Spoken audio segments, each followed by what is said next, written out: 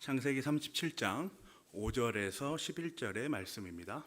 한 번은 요셉이 꿈을 꾸고서 그것을 형들에게 말한 일이 있는데 이 일이 있은 뒤로부터 형들은 그를 더욱더 미워하였다. 요셉이 형들에게 말하였다. 내가 꾼 꿈을 한번 들어보셔요. 우리가 밭에서 곡식단을 묶고 있었어요. 그런데 갑자기 내가 묶은 단이 우뚝 일어서고 형들의 단이 나의 단을 둘러서서 절을 하였어요. 형들이 그에게 말하였다. 네가 우리의 왕이라도 될성 싶으냐? 정말로 네가 우리를 다스릴 참이냐? 형들은 그의 꿈과 그가 한 말 때문에 그를 더욱더 미워하였다. 얼마 뒤에 그는 또 다른 꿈을 꾸고 그것을 형들에게 말하였다. 들어보셔요. 또 꿈을 꾸었어요. 이번에는 해와 달과 별 11개가 나에게 절을 했어요. 그가 아버지와 형들에게 이렇게 말할 때에 그의 아버지가 그를 꾸짖었다. 네가 꾼 그 꿈이 무엇이냐? 그래, 나하고 너의 어머니하고 너의 형들이 함께 너에게로 가서 땅에 엎드려서 너에게 절을 할 것이란 말이냐? 그의 형들은 그를 시기하였지만 아버지는 그의 말을 마음에 두었다. 아멘. 우리는 꿈을 꿉니다. 늘 꿈을 꾸며 살아가죠.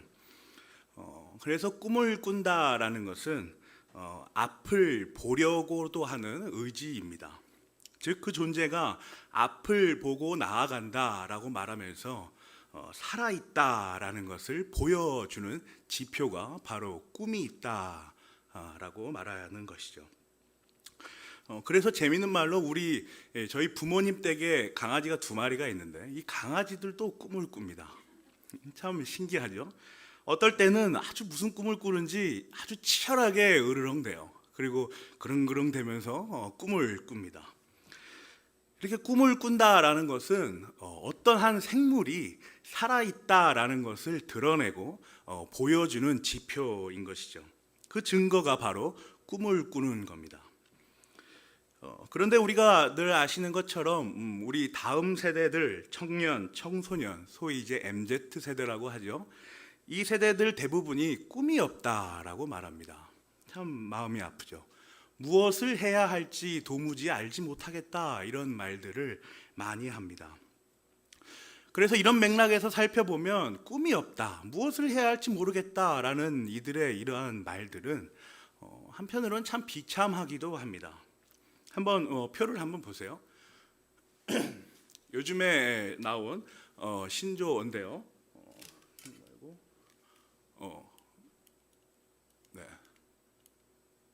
니트족이라는 말이 나왔습니다.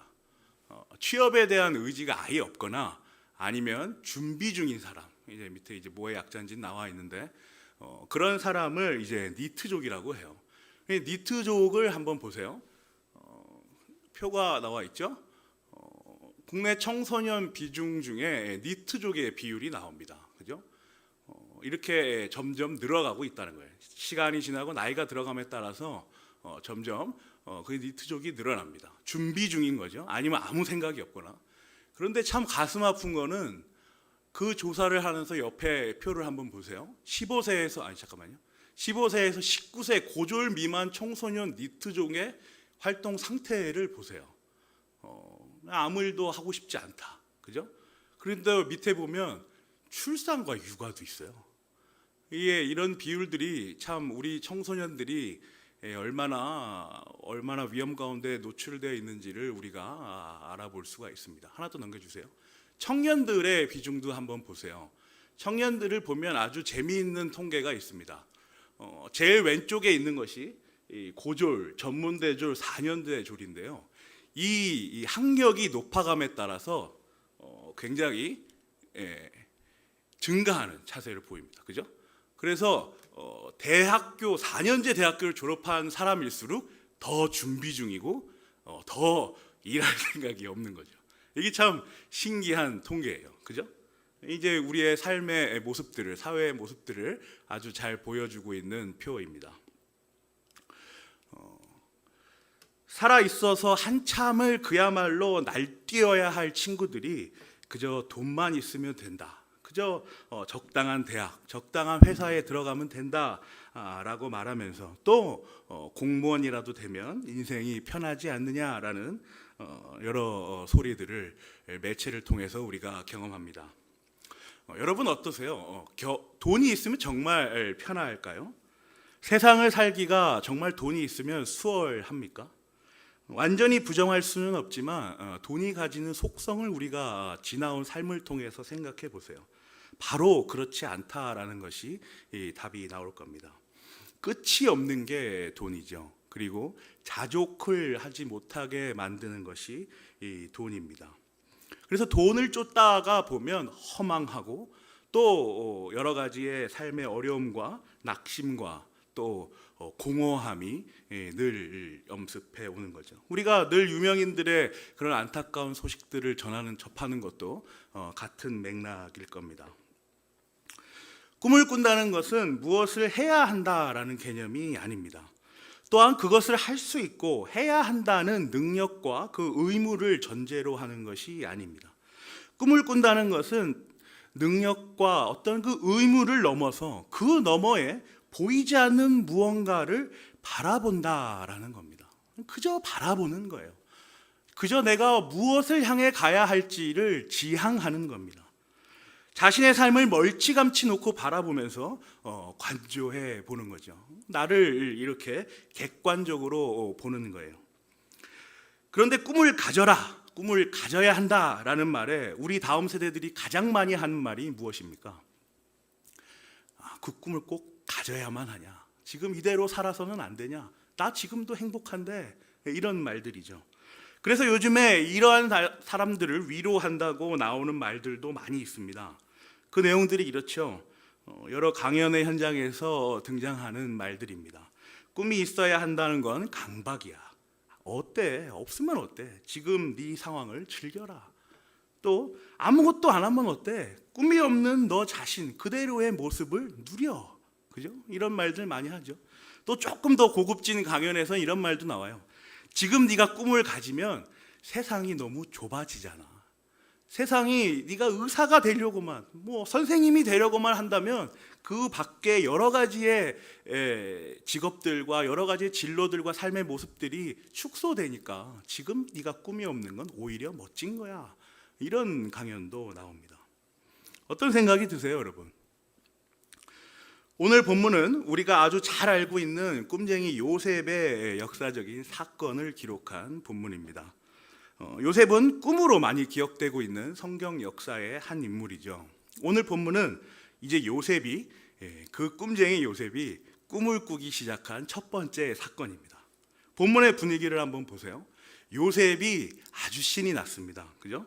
자기가 생각해도 뭔가 엄청나고 대단한 꿈을 꾸고 있는 것 같거든요. 그래서 형들한테 나와서 막 자랑을 합니다. 형들이 들으면 어떤 생각을 할까, 기분이 어떨까라는 생각 따위는 전혀 하지 않은 채로 그냥 신이 나서 형들에게 자신의 꿈을 계속해서 이야기합니다. 6절, 7절, 9절이죠. 내가 꾼 꿈 이야기를 한번 들어보셔요. 우리가 밭에서 곡식단을 묶고 있었어요. 그런데 갑자기 내가 묶은다니 우뚝 일어서고 형들의 단이 나의 단을 둘러서서 절을 하였어요. 들어보셔요. 또 꿈을 꾸었어요. 이번에는 해와 달과 별 11개가 나에게 절을 했어요. 느껴지시죠? 얼마나 흥분하고 얼마나 기쁘고 얼마나 좋은 그의 반응을 한번 보시는 것이죠. 그런데 그 꿈을 들은 형들의 반응을 한번 보세요. 8절입니다. 네가 우리의 왕이라도 될성 싶으냐? 정말로 네가 우리를 다스릴 참이냐? 지금 이 상황은요, 아무 생각 없는 철부지 한 사내 아이가 아무 생각 없는 11명의 사내들에게 신나서 떠드는 장면 그 자체입니다. 그죠? 서로에 대한 어떠한 배려도 없잖아요. 그죠? 이 두 그룹은 서로에 대한 배려도 없이 계속해서 자신의 말을 뱉고 또 그대로 질러 받아칩니다. 기분이 상할 대로 상한 그런 상황이 바로 이 요셉이 신이 나서 꿈을 말하고 있는 장면이죠. 요셉은 지금 자기가 꾼 꿈이 정확하게 말하면 하나님께서 그에게 허락하신 이 환상 같은 꿈이 하나님의 구원 역사에 엄청난 획을 긋는 그 꿈이라는 사실을 전혀 모르고 있는 상황입니다. 내가 이런 꿈을 꾸었구나. 이 나라가 머지않아 기근으로 고난을 당하겠구나. 하나님이 나를 먼저 그래서 이집트로 보내셔서 이 이스라엘 땅과 민족을 구원하시려는 계획이 있구나. 이런 함축적인 의미를 전혀 알고 있지 않아요. 요셉은 그저 이 신기한 꿈이, 자기에게 절을 하는 이 모습의 꿈이 그저 신이 날 뿐입니다. 이 11명의 사내들도 마찬가지입니다. 우리가 머지않아 기근이 올 것이니 이 막내 아들을 이집트로 팔아서 총리로 만들어야겠다, 이런 생각을 하는 게 전혀 아니죠. 한 사람과 이 11명의 사람들은 계속해서 이런 철없는 대화를 주고받는 것에 불과합니다. 이 뒤늦게 이제 우리가 현대를 살아가는 우리가 성경 전체에 대한 이해를 가지고 있는 우리가 우리의 이해 안에서, 그 성경의 맥락 안에서 이 꿈을 보면 이 꿈이 보통이 아닌 꿈인 것을 우리가 알고 있지, 요셉과 그의 형들은 전혀 거기에 대한 개념이 없는 것이죠. 자, 이런 상황에서 야곱이 등장합니다. 이제 아버지 야곱이 등장합니다. 야곱이 요셉이 꿈을 듣게 되죠. 그리고 그도 역시 이렇게 호통을 칩니다. 10절이에요. 네가 꾼 굿꿈이 무엇이냐? 그래, 나하고 너의 어머니하고 너의 형들이 함께 너에게로 가서 땅에 엎드려서 너에게 절을 할 것이란 말이냐? 그런데 야곱은 이런 호통에서 끝나지 않습니다. 11절에 보세요. 그의 형들은 그를 시기하였지만 아버지는 그의 말을 마음에 두었다. 야곱도 역시 이 꿈이 무엇은 꿈인지 구체적으로 몰라요. 그런데 이 꿈이 보통 꿈은 아니구나라는 정도의 직감은 하는 겁니다. 그야말로 영적인 직감입니다. 어떻게 이런 영적인 직감을 가질 수가 있습니까? 야곱의 삶을 우리가 한번 쭉 훑어보세요. 장자권 하나 사보겠다고 팥죽 한번 잘못 끓였다가 형 에서의 눈에 잘못 나서 어긋나서 생고생을 하지 않았습니까? 그렇게 도망다니지 않았어요? 그리고 삼촌 라반에게는 혹한 그 고난의 세월을 흘려보내지 않았습니까? 그 세월을 보내면서 야곱이 무엇을 알았겠습니까? 하나님께서 일하시는 것이 어떤 것인지, 그 언약이 무엇인지, 도대체 구원의 역사라는 것이 어떻게 한 사람을 통해서 이루어져 가는지, 그 하나님의 작정과 예정과 섭리를 조금씩 구별하면서 알아가지 않았겠습니까? 그래서 야곱의 11절 반응은 성도로서의, 특별히 숱한 세월을 헤쳐나간 노년의 성도로서의 합당한 반응이라 볼 수 있는 겁니다. 이어 철부지 12명의 사내 아이들과는 분명히 전혀 다른 반응이 바로 이 대목입니다. 여러분, 꿈은 이런 거예요. 꿈은 형체가 없는 겁니다. 꿈은 그 대상이 어떻게 될 것이라는 가능성과 확신과 그 능력이 눈으로 보여지질 않는 거예요. 그래서 우리가 나중에 훗날 어떤 사람이 보면 그렇게 말하죠. 야, 네가 그렇게 되었구나. 야, 꿈에도 상상하지 못했어. 야, 어떻게 네가 그렇게 되었어. 왜냐하면 그 오랜 전에 그 친구와 함께 있을 때에는 그 친구가 그럴 거라는 생각을 전혀 하지 못하는 거거든요. 능력과 가능성, 확신, 이런 게 전혀 없는 겁니다. 그렇게 꿈은 언제나 우리의 삶과는 동떨어져 있는, 그렇게 보이는 어떤 지향입니다. 그런데 꿈은 우리가 서두에 나눈 것처럼 이렇게 추상적이고 멀게만 보여지는 게 꿈인데, 형체가 없는 게 꿈인데, 서두에 우리가 나눈 것처럼 살아있는 모든 생물들이 나 살아있다라고 말하는 증거입니다. 이 꿈이죠. 어떻게 해서 그렇습니까? 물론 하나님께서 창조를 통하여서 일반 계시 안에 하나님께서 모든 생물들이 그러한 특성들을 갖고 있도록 창조하신 부분도 있죠. 그러나 우리 모든 성도들에게 특별하게 임하여지는 꿈은 바로 성령 하나님께서 불러일으키시는 사역이기 때문입니다. 그래서 그게 생명입니다. 하나님의 생명, 하나님의 생명을 불어넣는 그 영이 바로 성령 하나님이신 것이죠. 성령 하나님께서는 계속해서 그래서 한 성도 한 성도에게 각각 서로 다른 꿈을 넣어 주십니다. 그 한 성도가 깨닫도록 만드시는 특별 은혜와 일반 은혜의 충만한 영적 계시가 바로 우리가 꾸는 꿈인 것이죠. 그래서 성도에게는 이 꿈이라는 것이 추상적이고 멀고 내 능력과 가능성, 확신과 너무나도 멀어 보이는 것이지만, 그럼에도 불구하고 이 꿈은 특별 계시, 은혜로 모든 은혜의 종합이 바로 꿈입니다. 특별 계시와 일반 계시의 종합이 우리 성도로서는 꿈인 것이죠. 그렇다면 이제 우스갯소리로 이런 말을 할 수도 있겠어요. 로또를 사서 당첨되는 꿈을 꾸는 것도 성령 하나님의 사역입니까? 로또를 사서 당첨되게 해주십시오. 내가 지금 빚이 많고 사는 게 녹록지가 않으니 하나님 2등만이라도 당첨되게 해주십시오. 이것도 성령 하나님의 사역입니까? 반드시 아니라고 말씀드릴 수는 없습니다. 왜냐하면 로또에 당첨되는 것이 그 한 성도가 하나님의 존재를 알 수 있는 유일한 길이라면 성령 하나님께서는 그렇게 하실 것입니다. 우리 성도가 꾸는 꿈의 핵심이 무엇입니까? 바로 그 지향이, 그 바라봄이 구원 사역에 있다라는 것이 이 꿈의 본질이고 핵심인 것이죠. 꿈을 통하여서 하나님의 사역을 이해하고, 꿈을 통하여서 하나님이 나를 이렇게 다른 모양으로 창조하셨구나, 구별지어 거룩하게 하시는구나라는 것을 깨닫게 되는 겁니다. 그래서 우리의 일상에 있는 여러 가지 과제들이 있죠. 우리 청소년들은 대학 입시가 있고, 또 우리 청년들은 취직이 있어요. 승진이 있죠. 그리고 또 자녀, 결혼 등등 우리 삶 일반에 나타나는 모든 꿈들은 하나님의 구원 사역 아래 이루어지는 것입니다.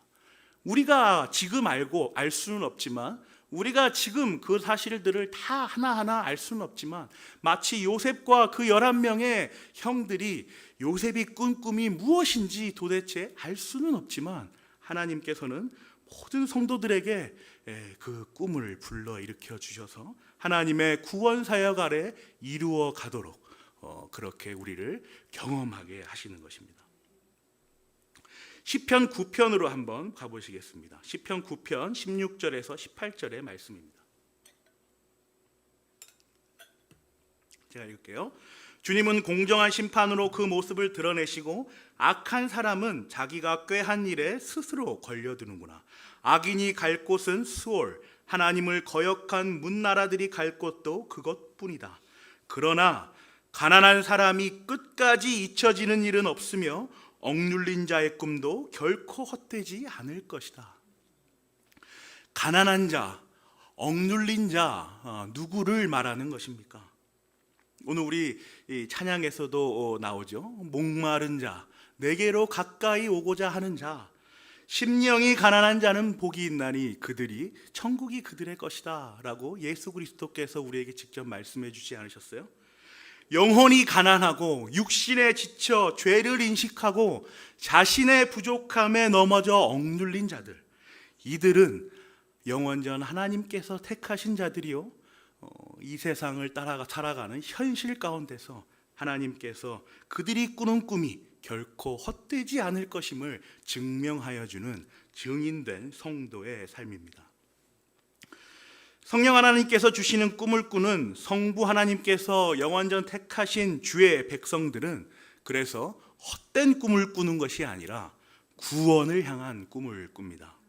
모든 일상 내 순간순간마다 일어나는 모든 사건들을, 내 선택들을 하나님께서는 그 꿈을 이루어가는 하나하나의 단계로, 과정으로 우리를 그렇게 인도해 내시는 것이죠.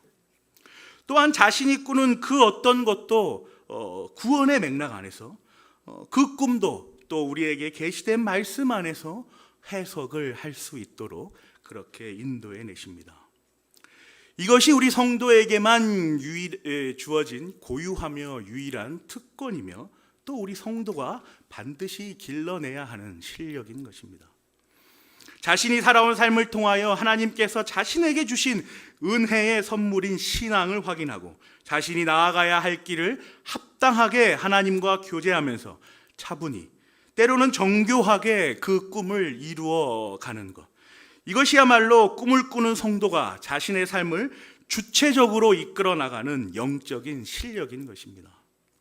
우리가 이 일을 해야 합니다. 또 우리가 이 일을 다음 세대들에게 가르쳐 주어야 합니다. 우리 중고등부 친구들과 매주 글을 쓰면서 첨삭하여 주는 과정을 반복적으로 하고 있습니다. 자신의 생각을 진솔하게 적는 방법, 이것도 용기예요. 자기가 어떻게 생각을 하는지, 저 사람이 앞에서 뭔가 얘기하고 있는데 그 생각에 나는 반대한다라는 얘기도 할 수 있잖아요. 실제로 그런 친구들도 있는데, 그런 용기를 기르는 거거든요. 내 생각의 적극성, 자발성, 이런 걸 계속 키우는 거죠. 또 자신의 생각을 진솔하게 적는 방법을 넘어서 또 글을 논리 정연하게 표현하는 방법들을 훈련하고 교훈하는 과정이 바로 이 과정입니다. 한번 또 글을 한번 보세요. 잘 보이진 않으시죠? 제가 여러분에게 이 자료들을 한 번씩 이렇게 공유하는 것은 우리 다음 세대의 생각을 이해하고 이 친구들이 도대체 무슨 고민을 가지고 살아가는가에 대한 기도를 구하기 위함입니다. 한번 보세요. 질문이 뭐예요? 이 세상을 움직이고 있는 가치와 원리에 대한 것은 뭐라고 생각합니까? 이 질문이거든요. 이 중고등부 친구들이 한 사람 한 사람 쓴 걸 보니까 전체적으로 아주 압도적으로 차지하는 비율이 자본이에요. 누구는 자본, 누구는 돈, 누구는 물질, 누구는 경제, 뭐 이런 식으로 이제 돈에 대한 얘기를 제일 많이 썼습니다. 돈이 이 세상을 움직이고 있고 돈이 이 세상의 최고 권력으로서 자리하고 있다고 생각하고 있는 거예요. 그렇죠. 또 돈과 연관지어서 그들의 생각이 펼쳐지는 걸 보면 그 사고가 경쟁에 가 있습니다. 돈을 많이 벌고 경쟁하는 것. 참 우울하죠. 그죠? 돈과 경쟁, 사실은 뗄래야 뗄 수 없는 관계가 아니겠습니까? 우리 사회가 사실 마찬가지죠.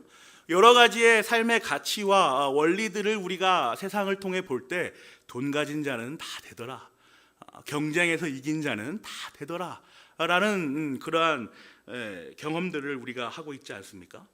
참 이러한 생각은 비단 우리 친구들만의 생각은 아닐 것입니다. 요즘 초등학교 친구들에게 네 장래희망이 뭐냐라고 물으면 크리에이터예요 이렇게 말한다고 해요. 크리에이터가 뭔지 아셔 혹시 여러분?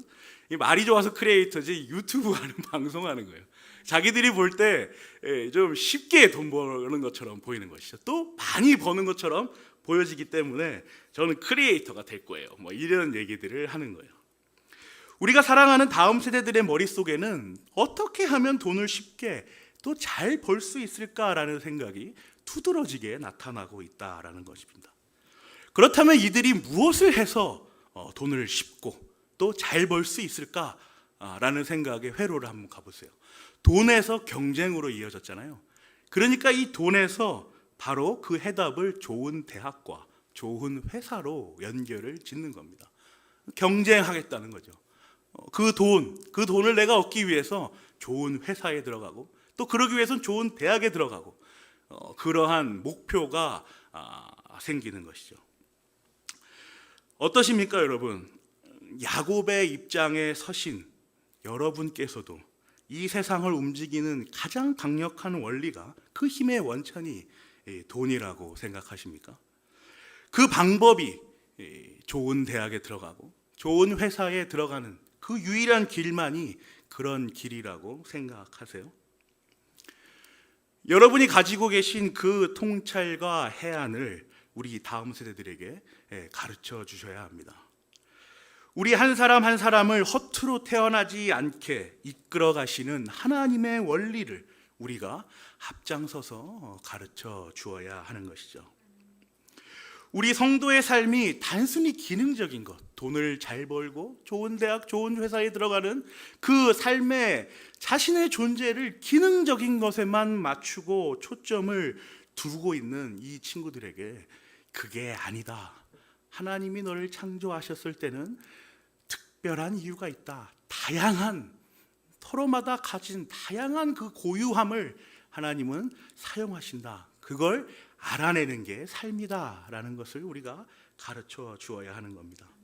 하나님께서 왜 너를 이 땅에, 이 대한민국 이 고양동에 21세기에 태어나게 하신 까닭이 무엇인지를 깨닫도록 이 실존적이고 본질적인 주체적인 한 성도의 삶이 얼마나 귀하고 가치 있는지를 우리가 알려주어야 하는 것이죠. 앞에 나누었던 왜 꿈을 꼭 가져야만 해요? 꼭 그래야만 합니까? 라는 말에 세상의 위로가 기억나세요? 꿈이 있어야 한다는 것은 강박이야. 없으면 어때? 즐겨라. 꿈이 없는 너 자신 그대로의 모습을 누려라. 지금 네가 꿈이 없는 건 당연해. 네가 꿈을 가지면 세상이 좁아지거든. 이런 위로의 말들, 이 말도 사실 어떻게 보면 아예 틀린 말도 아닙니다. 그런데 이 말들은 전혀 다른 차원의 이야기예요. 이 위로를 듣고서 우리 이 다음 세대들이, 청소년, 청년들이 반응한단 말이죠. 꿈을 가지고 다름질을 하고 있고 그렇게 정신없이 하고 있는 사람들에게 위로하는 말입니다. 너무 그렇게 열심히 하지 말아라. 너무 그렇게 각박하게 살지 말아라. 뒤를 돌아보고 삶을 조명해보라. 한참이나 삶을 산 사람들에게나 할 수 있는 말이에요. 이제 막 자라나고 있는 우리 다음 세대들, 이제 막 자신의 열과 에너지를 어디에 쓸지를, 어디에다 둘지를 고민하고 있는 친구들에게는 맞지 않는 위로가 바로 이 위로입니다. 또한 이러한 말들의 배후에는 그 어떤 상대의 삶에 대한 책임도 배제되어 있죠. 어떻게 살든지 어쨌든 너는 괜찮아. 그러면 이제 인기를 얻는 건 아니겠어요? 괜찮아, 괜찮아 라고 속삭이는 위로처럼 보이는 말들로 우리 다음 세대의 삶을, 그 성령 하나님께서 인도해 나가시는 그 한 성도의 삶을 축소시켜서는 안 될 것입니다.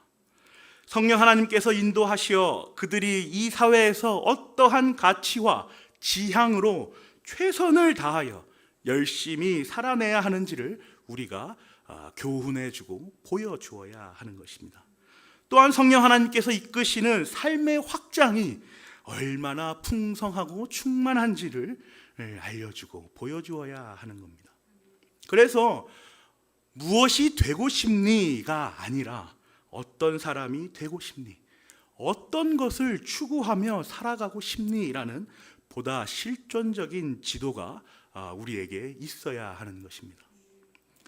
요즘 학생들이 생각하는 것을 한번 보세요. 한번 띄워주세요. 네이버나 이런 여러 포털 사이트를 통해서 제가 본 글인데요. 참 답답하고 안타깝고 긍휼한 마음이 들었습니다. 꿈이 뭐냐고 계속 질문을 받을 때마다 짜증나는 게, 한국에서 꿈이 뭐냐고 물어보는 건 진짜 꿈에 대해 물어보는 게 아니기 때문이에요. 진로에 대해서 물어보는 거잖아요. 이 어떤 한 중고등부 어떤 애겠죠. 교회를 다니는지 안 다니는지 모르겠지만 진로에 대해서 물어본다는 거예요. 학교에서 꿈을 얘기해라. 너의 장래희망이 뭐냐? 이런 거 물어보면 짜증난다는 거예요. 진짜 나를 알려고 하지 않고 내가 어떻게 기능할 것인지만을 계속해서 이야기하고 있으니 그 직업, 진로, 지금 나는 그게 관심이 없는데 어떻게 어떤 모양으로 내가 이 사회에서 기능할지는 나도 모르겠는데 왜 자꾸 그걸 쓰라고 강요하는 거죠. 짜증난다 이겁니다. 우리 어릴 때를 한번 생각해 보세요. 다 이런 경험들이 있으시죠. 그리고 또 이러한 경험들 속에서 여러 훌륭한 지도자들을 만나셔서 지금까지 계속 삶을 영위해오고 계신 여러분일 겁니다. 사실 저도 마찬가지입니다. 저도 뭐 똑같죠. 저도 사람이니까요. 유치원 다니면서 막 도망 다녔던 기억이 있어요. 막 의사 복장 막 입히고 막 판사 복장 입히고 막 너무 싫더라고요. 왜 이런 걸 나에게 아무 의미 없는 걸 주는지. 또 중학교, 고등학교 다닐 때도 그렇죠. 장래에 뭐가 되고 싶니? 또 무슨 과 가고 싶니? 제일 많이 물어보잖아요. 지금 내가 그게 뭘 하고 싶은지도 모르면서 자꾸 그걸 쓰라라고 강요하는 거죠. 지금 이걸 쓰고 있는 이유를 도대체 모르는 겁니다. 아무 의미가 없다고 자신들도 생각하고 있는 거예요. 그런데 그럴 때마다 부모님께서 지도하여 주시면서 부모님의 그 지도와 그 양육이 큰 몫을 했다라는 것을 조금씩 깨닫습니다. 아버지 어머니께서는 늘 이렇게 말씀하셨거든요. 증인아, 네가 앞으로 살 세상은 엘리트가 주로 되는 세상이 아니다. 나는 네가 엘리트라기보다 지도자가 됐으면 좋겠다. 사람을 길러내는 사람이 됐으면 좋겠다. 네가 사는 세상엔 엘리트가 너무나도 많을 거야. 공부 잘하고 똑똑한 사람들 너무 많을 거야. 그런데 그러지 말고 삶을 이해해봐라. 또 1등, 2등 전혀 중요하지 않다. 맨날 아버지께서 어머니께서 시험을 보고 나서 저에게 묻는 대답은 이겁니다. 성적이 묻는 게 아니라 네 가슴에 손을 얹고 하나님 앞에서 최선을 다했냐? 항상 그러면 네 그러는 거죠.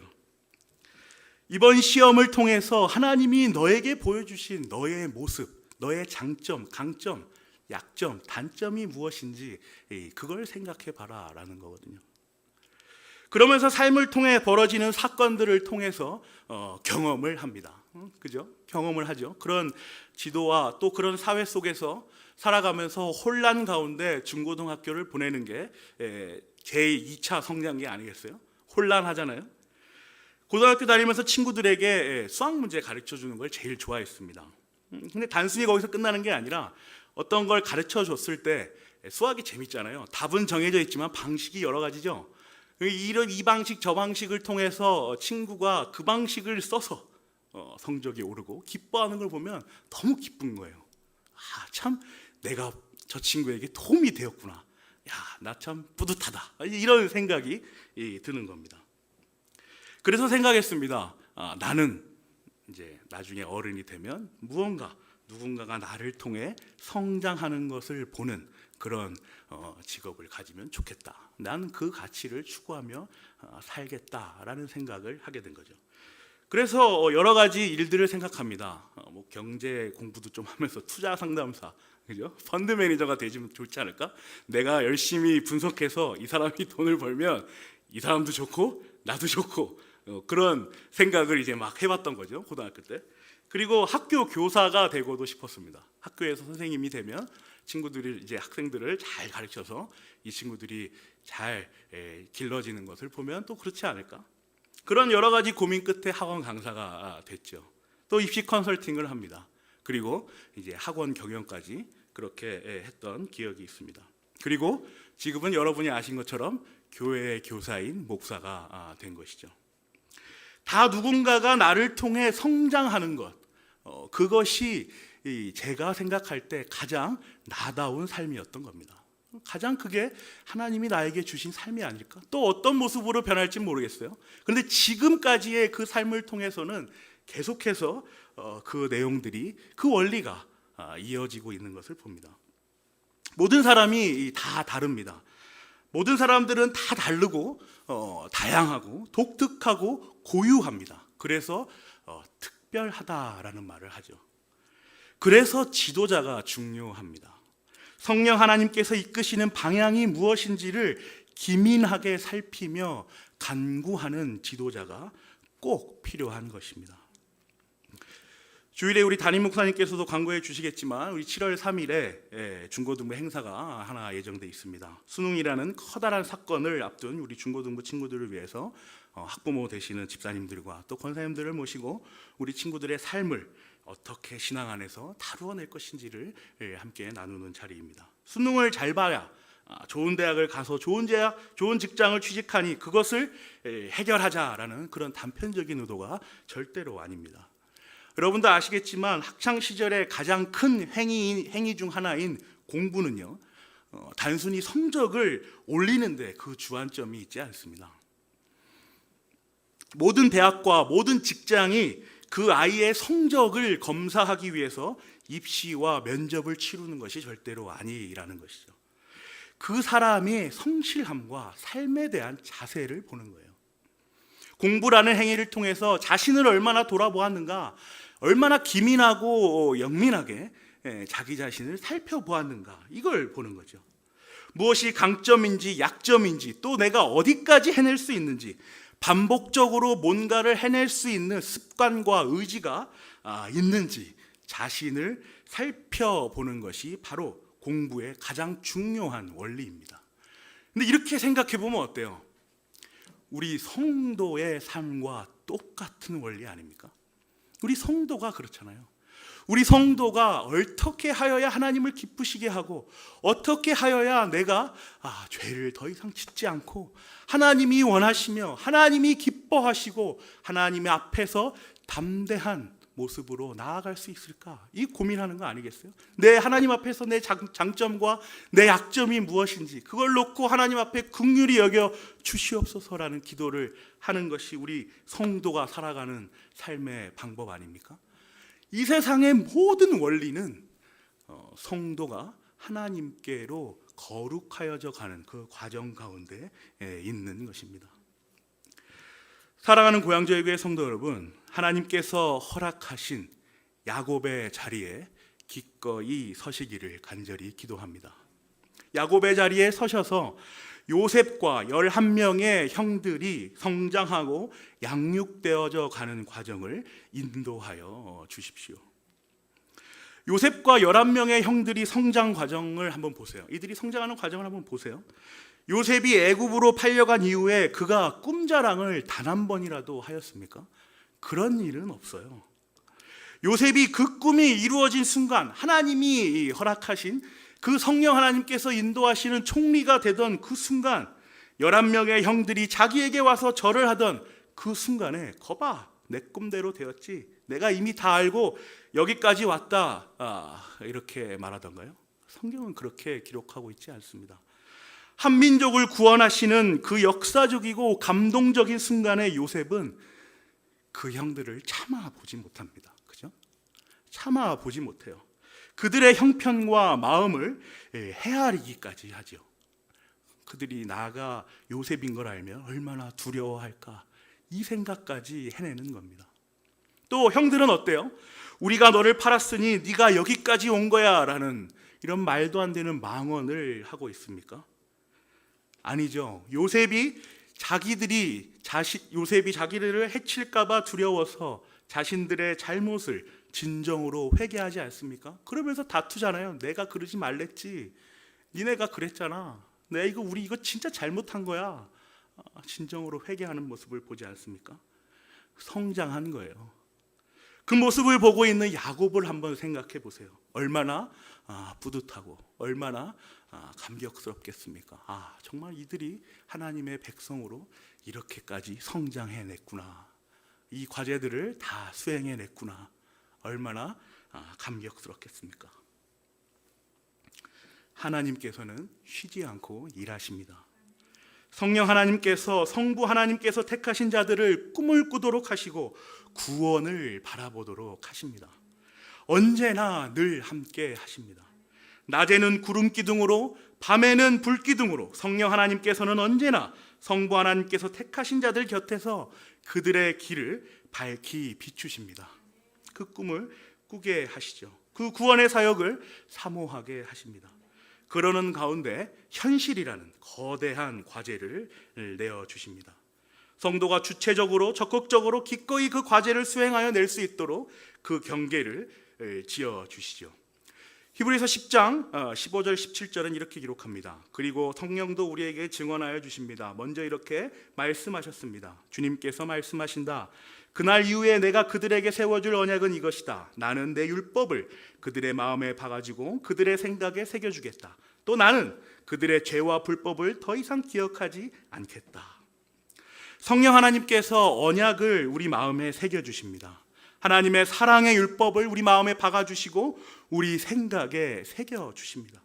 이 경계가 이 세상과의 구별을 명확하게 그어주시죠. 이 경계가요, 우리의 안전선입니다. 이 경계 안에서 모든 자들의 죄와 불법도 기억하지 않으십니다. 지난날의 어떤 모자람은 하나님께서 예수 그리스도를 통하여 해결해 주셨죠. 17절에 그렇게 기록되어 있지 않습니까? 그러니 성도는 오직 앞으로 나아갈 길, 구원, 하나님 나라를 염원하는 것밖에는 없는 겁니다. 우리의 당면한 현실에서 꿈을 꾸는 일, 그 꿈이 실현될 수 있도록 창조주께서 창조하신 한 존재가 가장 그 존재다운 삶으로 살아내도록 늘 옆에서 경계를 그어 주십니다.